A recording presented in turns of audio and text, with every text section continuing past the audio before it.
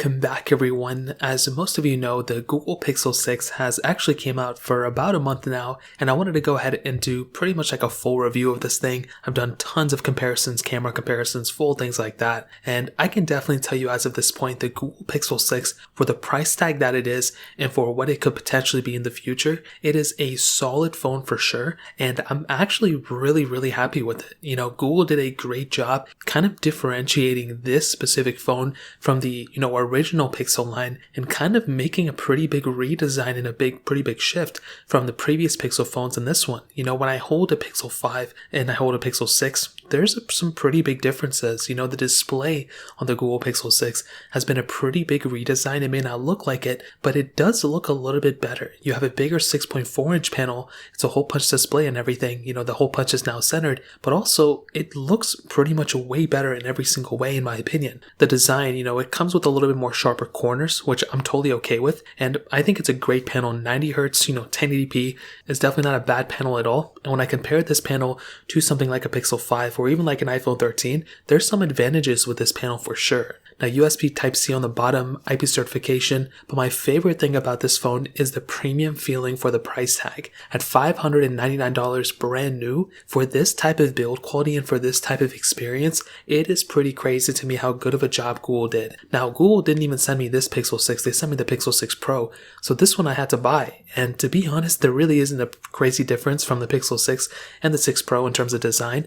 The 6 Pro I kind of like a little bit more because of the curved panel and everything, but the 6 still looks very good. And on the back, dual camera setup, flash, everything like that, wireless charging, reverse wireless charging. There's a couple different colors you can choose from this thing as well, including sort of sea foam, kind of coral, stormy black. I kind of got the mint green one or something, or the white one. I kind of like it, but whatever you guys want, it doesn't matter. Now we might as well hit on the cameras as well. Now with this specific camera, you have a little bit of a different setup. So you have a 50 megapixel wide angle lens, and then you have another ultra wide camera, which in my opinion is a really cool type of thing and layout to have on a specific phone like this.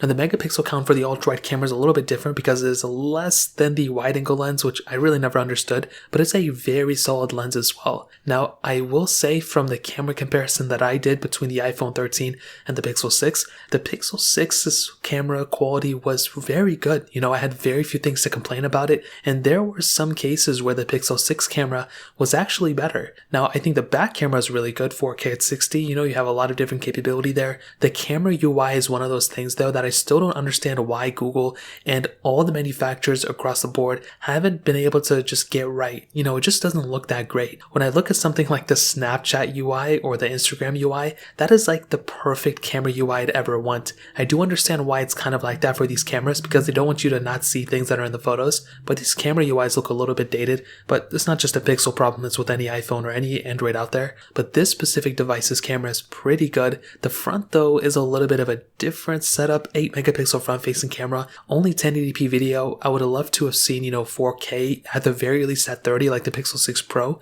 Unfortunately, you don't have that on this specific phone, but you do get cool things like the magic eraser tool, some face on blurring things, panorama mode, all that good stuff we had before. But like I mentioned, I like having the ability of just being able to pick up this phone and having a solid camera there. And with that new Google Tensor chipset, Google does kind of mention that they're going to make improvements to the camera, that they're going to make improvements to the camera software. So we'll see how that goes, but I'm a fan of this camera for sure. So in terms of the camera setup, that pretty much covers it up. Now, one of the biggest improvements with this specific phone was that new Google Tensor chipset. Now, one of my favorite things about the Google Pixel phones in general is Android, stock Android at that, and having stock Android on your phone is a very cool thing to have. I don't really love One UI. I like having, stock Android out there. And with something like the Pixel 6, you're going to be getting stock Android. But on top of that, like I mentioned, with that Google Tensor chipset, you're actually going to be potentially getting longer software support, which Google actually already mentioned. They just said they're going to give us 5 years of,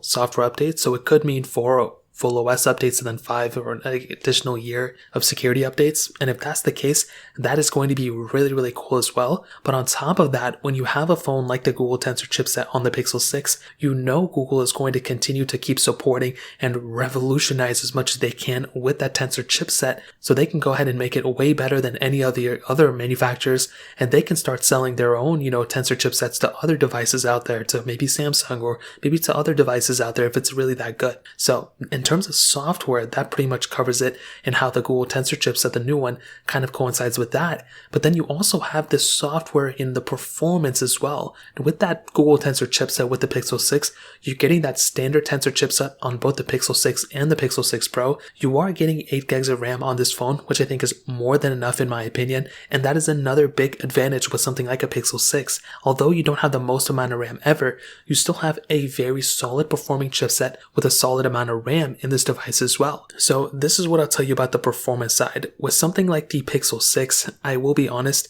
it isn't as fast as you may think, and that was the one thing that kind of threw me off with the Pixel 6. I was expecting this phone to be like completely, faster than all the other phones that I've ever had, and it really wasn't. I don't even think it was that much faster than my Pixel 5a, which was kind of interesting. The Pixel 6 Pro in the same way, I didn't think it was faster than that phone. The RAM was better, but nothing else really. But that's okay, because I think throughout the time, because this is the first iteration of this specific chipset, I think it's going to get better, and Google's going to spend a lot of time pretty much improving that. So like I mentioned, right now, I don't think it's going to be the top of the top. I don't think it's going to be the best thing ever, but I do think as time progresses, because Google makes both the software and the hardware, they are probably going to be spending a ton of time pretty much improving this specific device and making sure that that Google Tensor chipset is the top of the top, and that is probably one of the best performing chipsets out there. So like I said, this is iteration 1 in my opinion of this chipset. I think within like a month from now, or even like 3 months and a year from now, we're going to be at a really good situation where this device is going to be able to have just the best performance ever. Right now, it's still a work in progress. It's definitely not that fast, but like I mentioned, throughout time, it's going to get a little bit better for sure. Now, I do want to hit on the battery life, which in my opinion hasn't really been that bad. I think a really cool thing with this phone is the fact that it has wireless charging and reverse wireless charging. That's a really cool little type of feature, but on top of that, it's a pretty big size battery. Now, I do think over time, like I mentioned, the Google Tensor chipset needs a little bit more improvement when it comes down to it, and that's basically the main thing you have to keep in mind. When you have a device like the Pixel 6, you know it's not going to die like immediately when you pick it up. It's going to have a pretty decent battery life compared to other phones. I think it's actually pretty decent, but because of that chipset and because it's so new, it is going to take some time for it to kind of get used to it, in my opinion. So right now, it's definitely not amazing, but throughout time, I think it's going to get better and better. So in terms of that covers it up there. And to be honest, I really do think that the Pixel 6 is a very solid phone. After a few weeks of owning it, I haven't really been using it like crazy, but after all the tutorials, after all the comparisons, it's been a very good ride, and I think I'm a huge fan of this specific phone. It's definitely not perfect, like I mentioned, but it's getting there, and I think with each update that this phone is going to be getting, I think it's going to be getting better and better, and I'm definitely a huge fan of this specific phone. I love the Pixel lineup. I just really kind of wish Google were to go ahead and just make this phone as great as it could be when it first came out, but obviously that's not going to happen. So it's going to take a little bit of time. I'm very happy with the Pixel 6, but it is going to take a little bit more time for this thing to become perfect in my opinion. So in terms of that covers it up there. If you guys have any other questions or anything like that, let me know in the comment section below. Hit the like button, that would mean so much, but definitely hit that subscribe button. More importantly than everything else, I love every single one of you guys. Hopefully I'll catch you guys in the next video. Peace out till then.